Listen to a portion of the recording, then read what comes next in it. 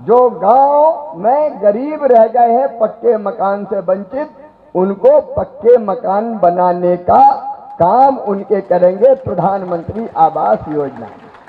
बोलो, सबके पक्के मकान होना चाहिए कि नहीं होना चाहिए? जोर से बताओ ना, होना चाहिए कि नहीं? ये जरूरी है। और इसलिए जो पात्रता में आते हैं और नाम छूट गए हैं सांसद जी, उनका फिर से सर्वे करवाएंगे।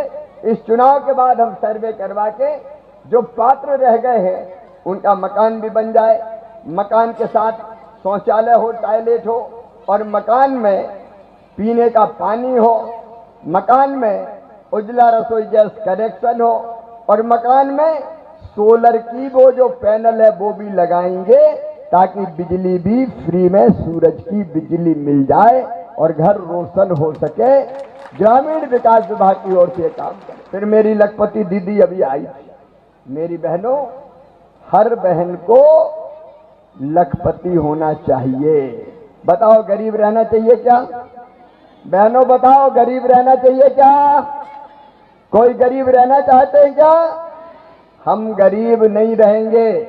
मैं मजाक करने नहीं आया। बाबा के नेतृत्व में यहाँ कई तरह के काम अभी विकास भारती ने किए हैं, कई तरह के प्रशिक्षण दिए हैं। बकरी, सुअर, मुर्गी, मछली पालन से लेके अनेकों तरह के काम। हम यहाँ स्व सहायता समूह होंगे, और निर्माण की जरूरत है तो और करेंगे।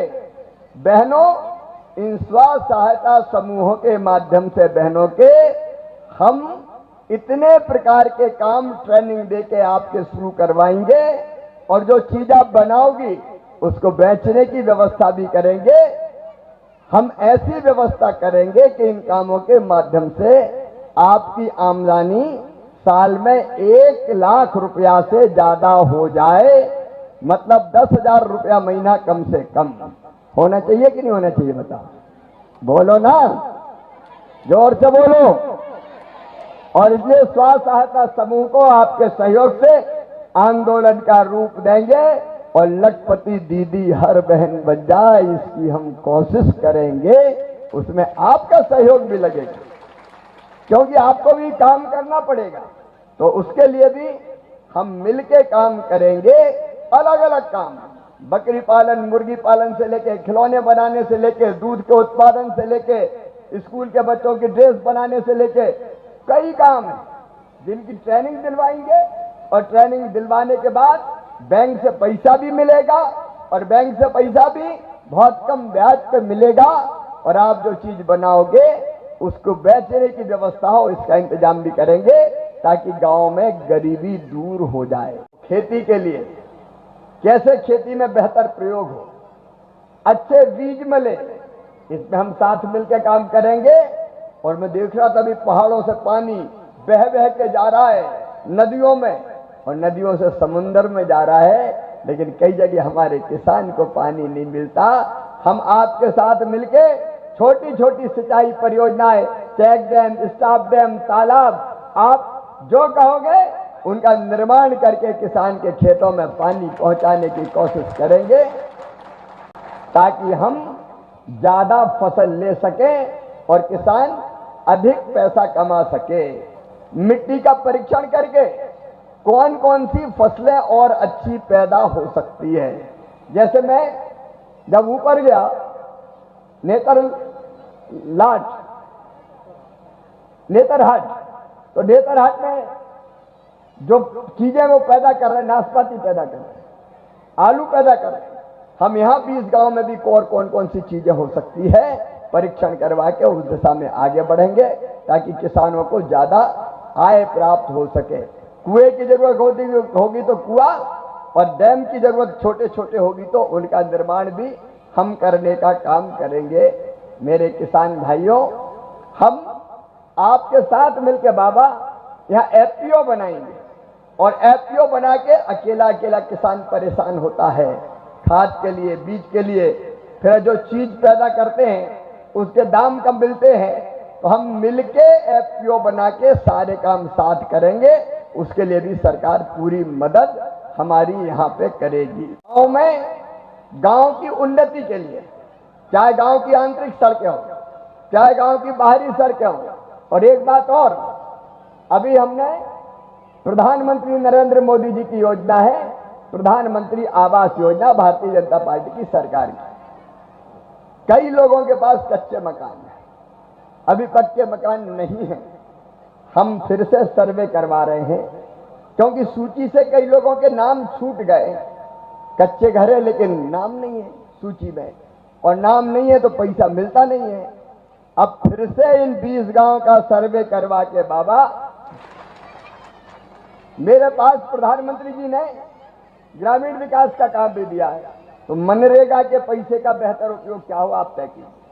कैसे हम अच्छे ऐसे काम जिससे मजदूरी भी मिल जाए और हमारा काम भी बेहतर हो जाए, उस काम को भी करेंगे ताकि गांव का संपूर्ण विकास हो।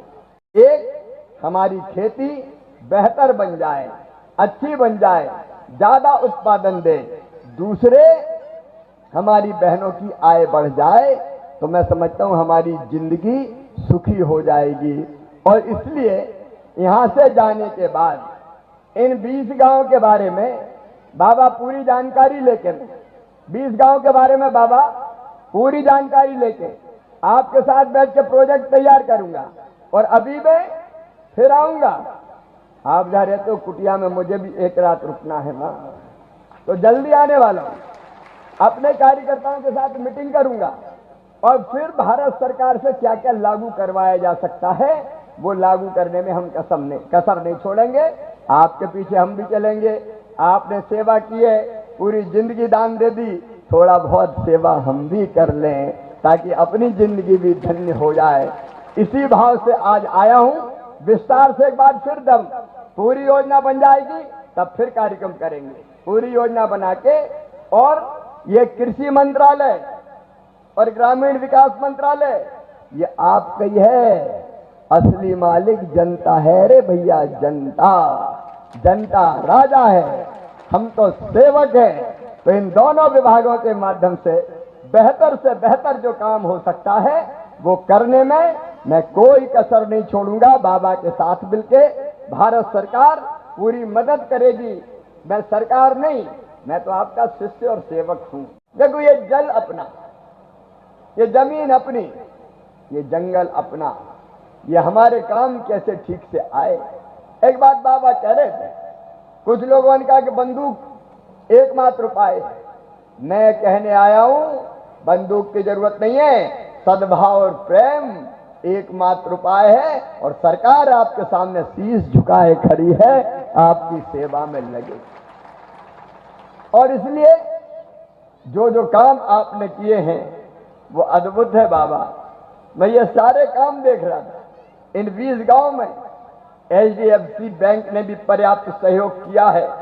उनके साथ सिंचाई की व्यवस्था के लिए कुएं बनाने का काम हो, चाहे तालाब के निर्माण का काम हो, सोलर आधारित सिंचाई की व्यवस्था का काम हो, डीजल आधारित सिंचाई की व्यवस्था, इंफ्रास्ट्रक्चर, कस्टम हायरिंग सेंटर, कई चीजें की है।